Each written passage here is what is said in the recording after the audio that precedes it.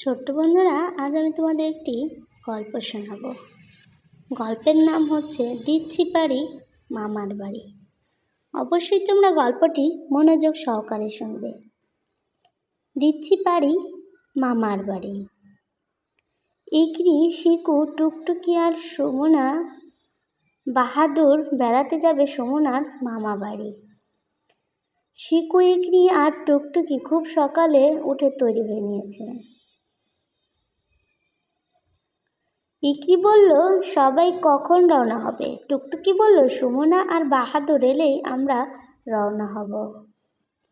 এমন সময় এলো সুমনা ও বাহাদুর, দুজনেই পরেছে উজ্জ্বল রঙের পোশাক। শিকু বলল, তোমরা তো দারুণ পোশাক পরেছ, কি সুন্দর রং। সুমনা বলল, ধন্যবাদ শিকু, মামার বাড়ি থেকে আমাদের ফিরতে রাত হয়ে যেতে পারে, তাই আমরা উজ্জ্বল রঙের পোশাক পরেছি। কারণ রাতের বেলা উজ্জ্বল বা সাদা রঙের পোশাক পরলে দূর থেকে সহজেই দেখা যায়। ইকরি বলে, দারুণ। ইকরি ও তার বন্ধুরাও উজ্জ্বল রঙের পোশাক পরবে। তারপর ওরা সবাই উজ্জ্বল রঙের পোশাক পরে নিল।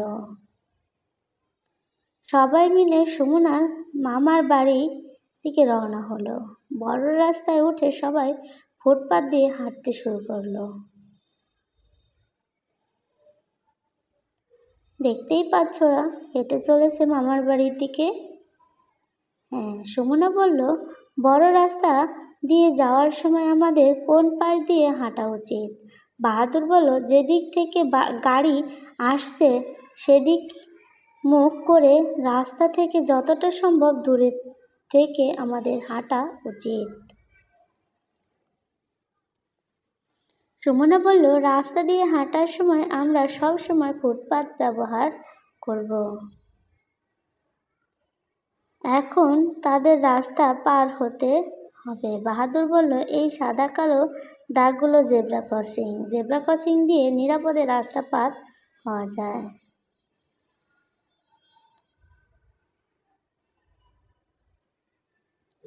রাস্তা পার হওয়ার আগে আমরা ডানে ও পরে বামে তাকাবো, আবার ডানে তাকাবো। কাছাকাছি গাড়ি না থাকলে বড় কারো হাত ধরে রাস্তা পার হব।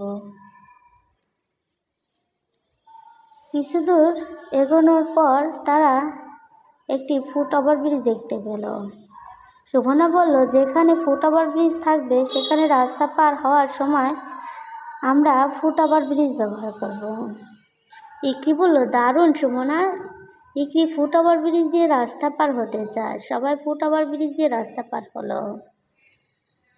রাস্তা পার হয়ে তারা সুমনার মামা বাড়ি পৌঁছে গেল। মামি তাদের জন্য অপেক্ষা করছিল। সবাই নিরাপদে পৌঁছেছে দেখে তারা খুব খুশি হলেন। মামি সবার জন্য ঝুড়ি ভর্তি করে আম কাঁঠাল নিয়ে এলেন। সবাই এত এত টাটকা ফল দেখে দারুণ খুশি। সবাই হাত মুখ দিয়ে মজা করে আম কাঁঠাল খেলো।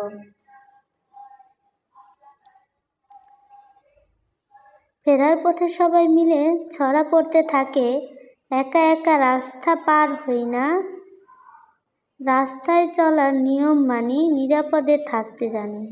ফেরার পথে সবাই মিলে ছড়া পড়তে থাকে, বড় রাস্তায় যাই না, একা একা রাস্তা পার হই না, রাস্তায় চলার নিয়ম মানি। লাল বাতি জ্বলা মানে গাড়ি থামবে আর পথচারী রাস্তা পার হবে।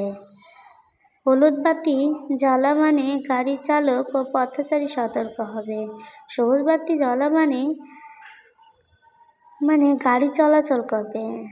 গল্পের মূল ভাব, রাস্তার নিয়ম মেনে চলা এবং নিরাপদ থাকায় দিচ্ছি পারি মামার বাড়ি গল্পের মূল ভাব। ধন্যবাদ গল্পটি দেখার জন্য।